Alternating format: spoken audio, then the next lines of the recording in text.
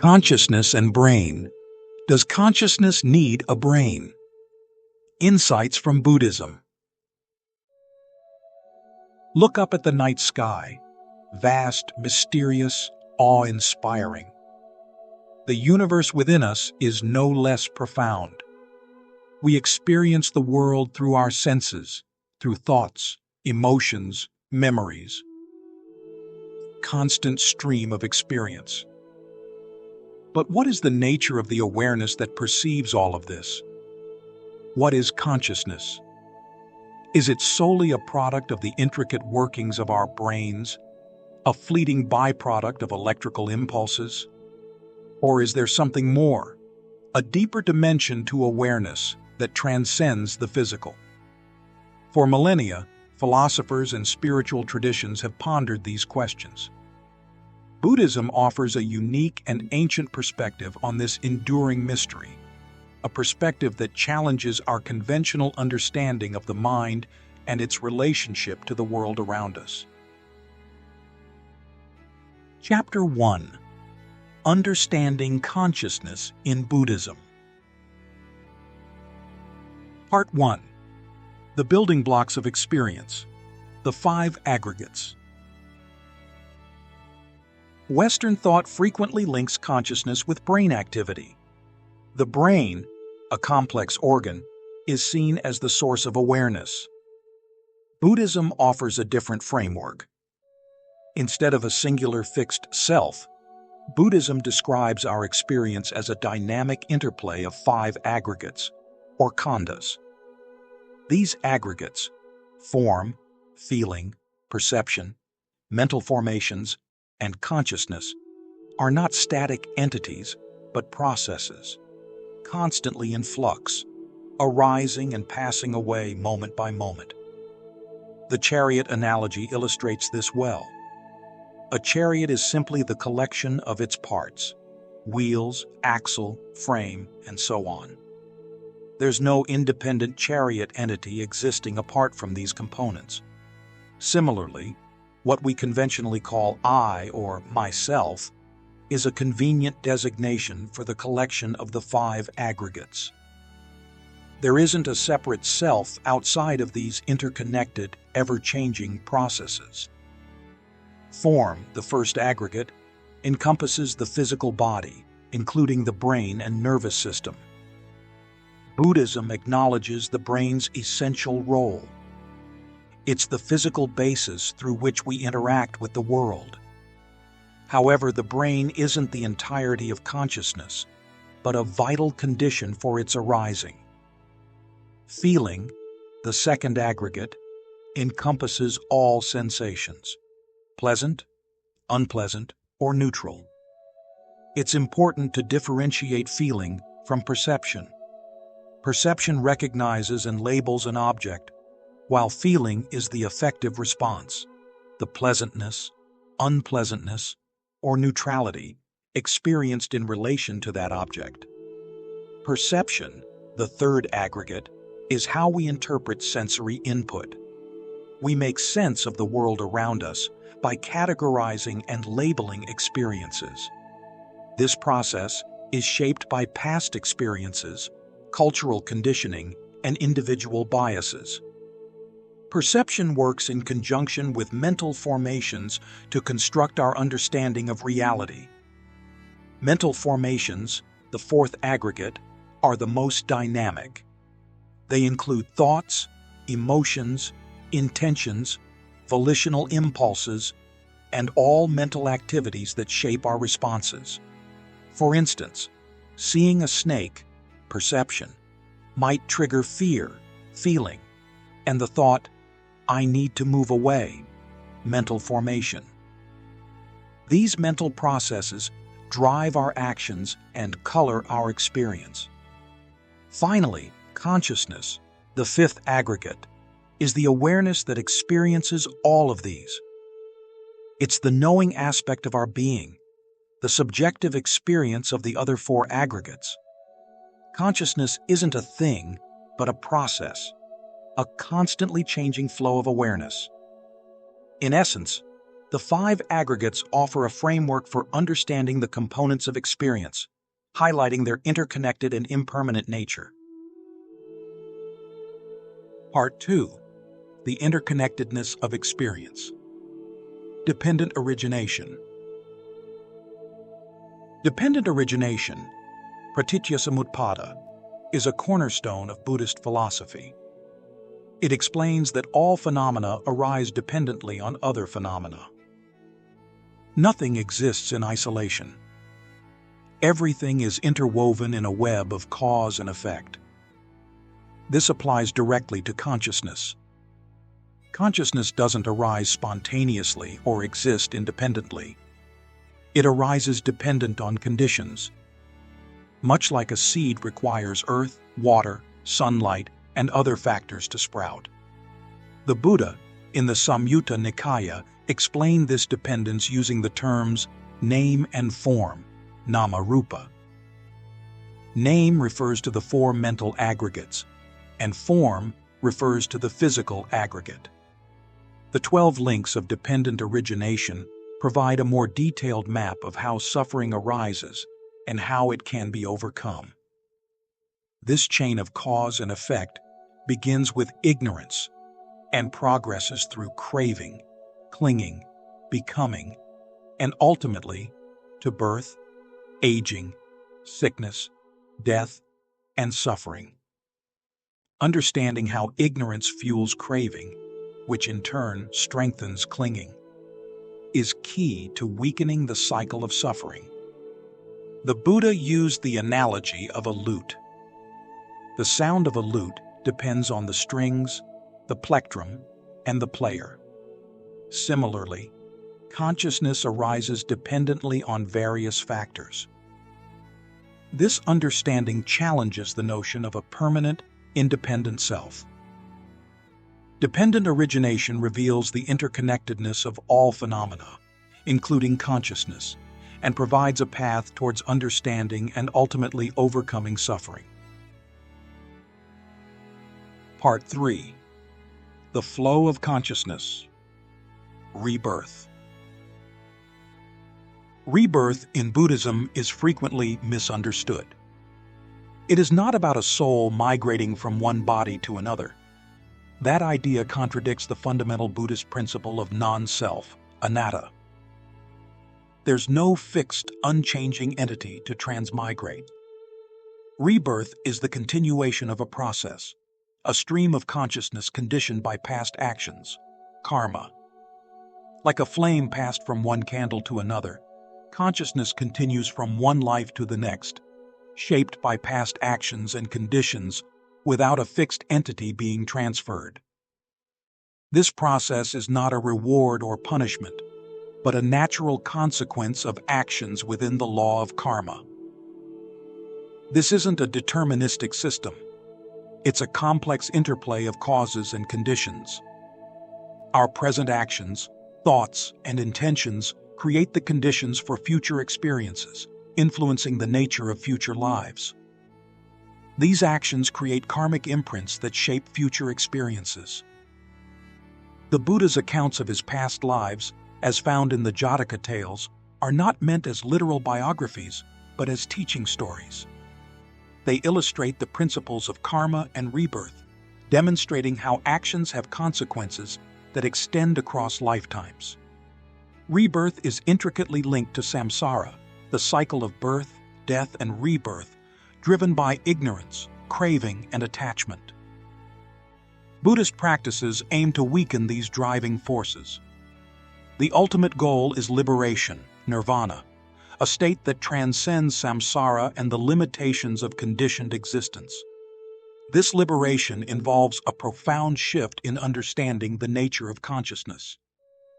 Understanding rebirth as a process of dependent origination, not a transmigration of a fixed self, clarifies the Buddhist perspective on the continuity of consciousness beyond the physical body.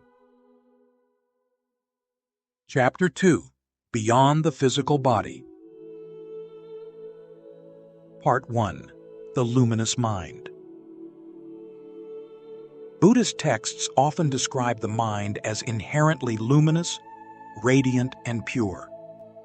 This isn't physical brightness, but a quality of awareness itself, a potential for clarity, wisdom, and compassion. This inherent purity, like the sun obscured by clouds, is often veiled by mental afflictions, greed, hatred, delusion, and so on. These afflictions prevent the mind's natural radiance from shining through. This luminous mind suggests that consciousness isn't solely a product of brain activity. If consciousness were entirely dependent on the physical brain, it would cease upon the brain's death. The luminous mind points to a potential for consciousness to exist independently, a potential we can realize through practices that purify and refine the mind. This resonates with the concept of Buddha nature, the potential for enlightenment inherent within all beings. The Buddha, in the Anguttara Nikaya, described the mind as bright and shining, yet stained by incoming defilements. This suggests the mind's essential nature is pure, but its expression is clouded by negative mental states. Through practices like meditation, we can gradually clear these obscurations. This luminosity is closely linked to wisdom and insight. As we purify the mind through ethical conduct, mindfulness, and meditation, we gain deeper understanding of reality, moving closer to liberation, nirvana, and the realization of Buddhahood. This also deepens our understanding of anatta, non-self, as we see that even this luminous mind is not a fixed, independent entity, but a dynamic process. The luminous mind, then, isn't merely a theoretical concept. It's a potential within each of us, cultivated through practice, suggesting that consciousness, while conditioned by the physical body in this life, possesses a fundamental nature transcending physical limitations. It is not a self, but a potential for awakening. Part 2. Experiences beyond the brain. While the idea of consciousness existing independently of the brain might seem counterintuitive from a materialistic perspective, various experiences suggest a more expansive view of awareness. These subjective experiences, while not definitive proof, offer valuable points of inquiry. Near-death experiences, NDEs, are one example. Individuals near death sometimes report vivid experiences of awareness, often involving a sense of leaving the body, encountering deceased loved ones, or reviewing their life. While neuroscience offers potential explanations for NDEs, such as brain chemistry or dying brain activity, they raise questions about the relationship between consciousness and the brain. From a Buddhist perspective, these experiences can be seen as glimpses of the mind's potential to function independently. Deep meditative states also offer insights. Practitioners sometimes report boundless awareness, emerging with the universe, or profound peace and interconnectedness. Specific meditative states, like the formless jhanas, involve transcending ordinary sensory perception. These experiences, while not proof of consciousness without a brain, suggest that awareness can expand beyond physical limitations and sensory input, resonating with the idea of the luminous mind and its potential beyond the five aggregates. Buddhist literature contains accounts of monks and nuns in deep meditative states, where awareness seemed to transcend physical limitations. These are not proof, but indications of the mind's potential, aligning with the concept of the luminous mind. These subjective experiences, from NDEs to deep meditative states, suggest the nature of consciousness may be more complex than current scientific models propose, prompting further exploration of the mind's potential. Part 3. The Bardo States. The Tibetan Buddhist tradition offers a detailed description of the Bardo states, intermediate states of consciousness between death and rebirth. These are not physical places, but states of mind, described as experiences of pure awareness, unconstrained by the physical body. They offer a map of the mind's journey after death, highlighting the potential for consciousness to continue without physical form. This is closely related to the concept of subtle bodies, energetic forms that are thought to carry consciousness through the Bardo states. These subtle bodies are not physical in the way our current bodies are, but they are not entirely immaterial either. They represent a more refined level of existence. The first Bardo, the Chikai Bardo, the moment of death, is described as an experience of clear light, a pure, unconditioned state of awareness. The second Bardo, the Chonyid Bardo, experiencing visions, involves various visions, often intense and challenging, arising from karmic imprints. The third Bardo, the Seedpa Bardo, seeking rebirth, is where consciousness, driven by past karma, seeks a new birth. The Bardo states, while specific to Tibetan Buddhism, offer a framework for understanding the potential for consciousness to continue functioning without a physical body. They emphasize the importance of mental preparation for death. By cultivating virtuous qualities and understanding the nature of mind, we can navigate these transitional states with greater clarity and awareness. This understanding can lessen the fear of death and offer a more profound perspective on the continuity of consciousness. The Bardo states offer a unique perspective on death and dying, highlighting the potential for consciousness to exist and function beyond the physical body. They underscore the importance of understanding the nature of mind and preparing for the transitions that lie beyond this life, connecting the experiences in the Bardo to the karmic imprints accumulated during life. Chapter 3. Living with this understanding. Part 1. The illusion of self. Throughout this exploration, we've encountered the Buddhist concept of anatta, non-self. This isn't a nihilistic denial of existence, but a profound insight into reality. We habitually cling to the idea of a solid, independent self, a me separate from the world. This perceived self, however, is an illusion, a construct created by the interplay of the five aggregates. Clinging to this illusion fuels suffering. We crave things we believe will benefit this illusory self, and fear things that might harm it. This craving and aversion fuel samsara, the endless round of birth, death, and rebirth. Understanding anatta doesn't mean we cease to exist. It means recognizing the impermanent, interconnected nature of our being. This can be profoundly liberating. Recognizing there's no fixed self to protect lessens our fear of death. Death becomes not the annihilation of a self, but a transition in the flow of consciousness. Furthermore, anatta fosters compassion. Seeing through the illusion of a separate self reveals our interconnectedness, what Thich Nhat Hanh calls interbeing. We are not isolated individuals, but part of a vast web of life. This interconnectedness naturally gives rise to compassion, empathy for the suffering of others. Anatta also has profound implications for our relationships, fostering greater empathy and understanding, and challenging our egocentric view of the world.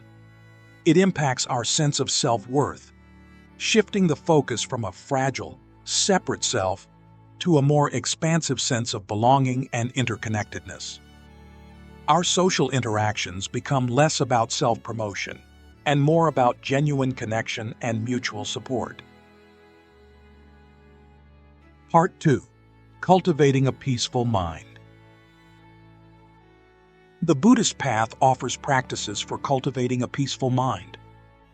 These aren't mere relaxation techniques, but tools for transforming our understanding of reality and our way of being in the world. Meditation is central. Mindfulness meditation cultivates present moment awareness without judgment. Observing the arising and passing of thoughts, sensations, and emotions provides direct insight into impermanence, weakening our clinging to the illusion of self and cultivating equanimity.